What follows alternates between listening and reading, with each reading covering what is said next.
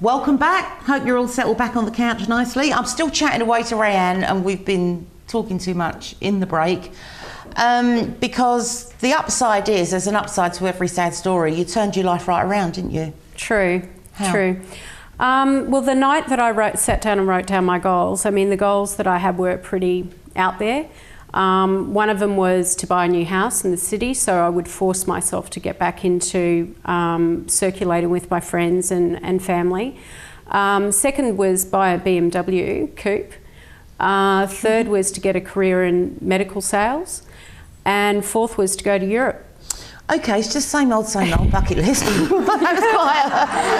quite high-achieving stuff, yeah? Yeah. So you've got the Beamer, you got the house, I know that. What was the trip to Europe like? Well, what happened was I actually applied for a job in a pharmaceutical role. And they said to me, oh no, you'll be bored with that within 3 months. You know, we've actually got a surgical role here in suture. And I said, what's suture? They said, you know, your needle and thread that sews people up. And I thought, oh gosh, okay. All right, I'll go for it. And after 4 interviews, I got the job. So I then had to learn all anatomy, physiology, all your surgical terminology. So I had to learn Latin. Was this in Paris? Yeah, I actually ended up going to Paris for my training. I spent 4 weeks in Paris. So, you know, that? tick, tick. Pardon? How was Paris, it? yeah. Gosh, I could have been in Dubbo, really. I mean, it was full on. Parisians will not speak English. They are pigs. Coming from a bum. I never found that. You know, as long as you say bonjour and as long as you said you was Aussie, you know. if you said you was English, that's it, mate. I'd drive you out of town. So they were good with you? Yeah. Okay, did you pick up any French? No, Not but I then. found €140 on the ground. Oh, nice. €140. Yeah. That's enough to get you out of the country.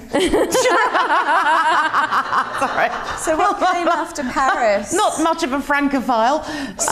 So you were 4 weeks in Paris learning how to suture. But did you actually have to perform suturing? Yeah.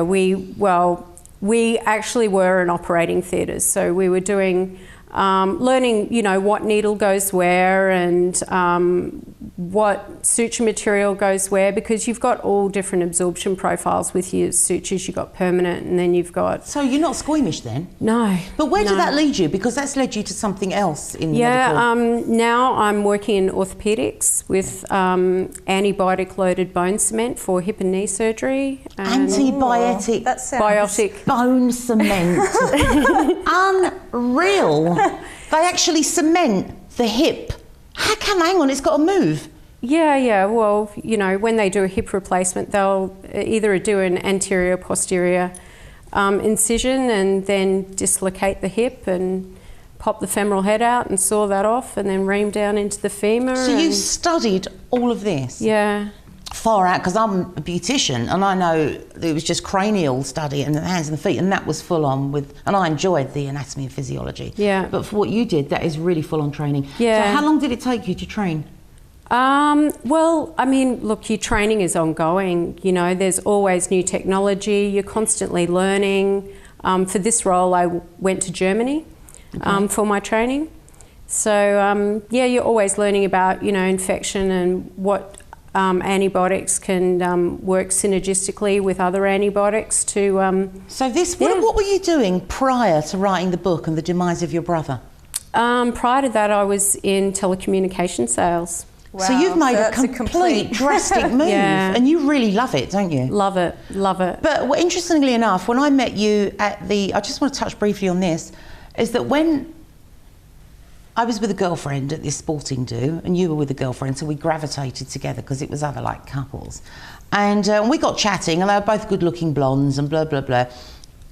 And I said, "So where are your husbands, boyfriends?" And they both said, "We don't have boyfriends." You only just met that night too, hadn't you? Yeah. I'm talking about Kathleen. Yeah. And I said, "Why?" And you both said, men find us intimidating. Successful women. Yeah. Far out.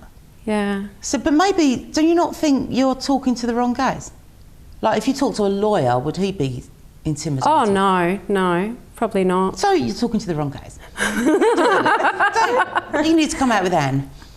Yes. Love Really? to, So again, so yeah. what do you tell them then? So I would just dumb it down then. Oh, I'd say I- you're a hostie or something. Well- Sorry, no offence, girls. you know, you're a bit It's fed. true. Yeah. I considered telling people I was a hairdresser. Yeah. You know, but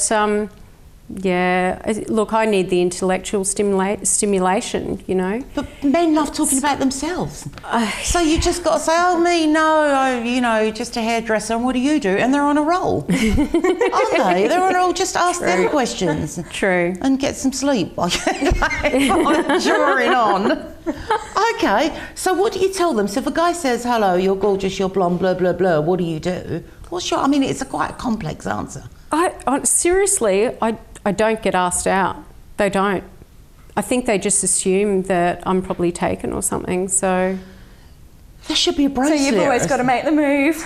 Well, yeah, I mean, you do, but... Say, I think it's great. Yeah. It's underground, isn't it? You get The to new pick and revolution. choose. It's like a blood sport going out the hunt for a blow. Oh, I love it. I used to sit in my 20s and think up chat-up lines, and it was easy because men are so vain. You just walk up to the one you like and say, hey, Dave, and he goes, I'm not Dave, and I go, I'm really sorry, I've got a friend who's a male model, looks exactly like you. Oh, they are. Exactly. Clap right in. You've reeled them in. Yeah. You know, that's just my little tip for the day. That's All right. That's a real Feed good their one, you know. ego. Or you could just Exactly. walk up and say, you look like you're hung like a horse. But I mean, that'd be enough. But there again, he might be reluctant to drop his pants if he isn't, so, you know. So you don't think yet that you have met the one? No. And what no. about in the industry? Because you must meet surgeons, consultants. Oh, yeah, but they marry their scrub nurse or their secretary, most of them. I thought you were going to say you married some scrubber. I was like, whoa, okay. I was like, married their secretary. Yeah, Yeah, but then generally. so there's got to be some single ones. Oh, look, around. I don't like to, go in my own backyard, you know. You don't want to, oh, okay. Well, sometimes you just have to. I met my man at work. Really? Yeah. Mm. But then it was a pole dancing club. He's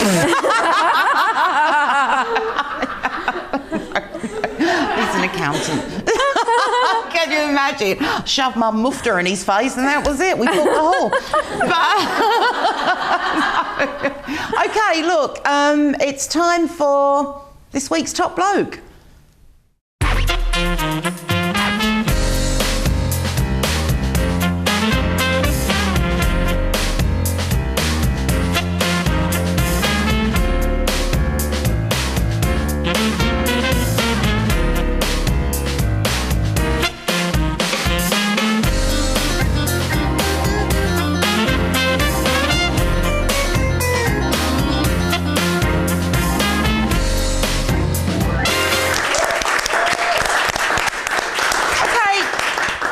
So you got the gist of it, you've seen the stinger. Again, it's this week's Top Bloke.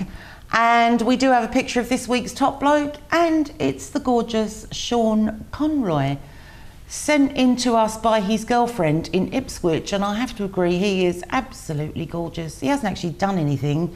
We just thought we'd have a little drool over Sean Conroy. And just because you're gorgeous, Sean, you're this week's Top Bloke. Yes! You also get the Hoppy's Hand Wash Cafe car valeting, which is located at Bowen Hills, Norman Park and Toowong. So just for being gorgeous, Sean, nice one. And you know, Rayanne, I've asked the girls and the ladies week after week, please contact me on Facebook or on my website and let me know if you've got a top bloke that you think deserves an award. I mean, last week we did actually allow a husband on because he'd cleaned up cat diarrhea. But really, I don't want to hear about your husband. I want to hear about these random men and these random acts of kindness. Do you ever meet them? No. Where are they? Well, they are. They are out and about. They do exist. You just have to dig deep. I mean, I just think feminism's killed it for us. It really has killed it stone dead. You know, but I do meet kind men. Yeah. Maybe it's because I'm elderly. You are. Maybe it's because I look feeble, but I do meet some kind guys. But anyway, so you don't. Anyway, we're going to wrap up. So, you know the go, everyone. Go and get a cup of tea or a glass of wine, but please tune in again in a few minutes.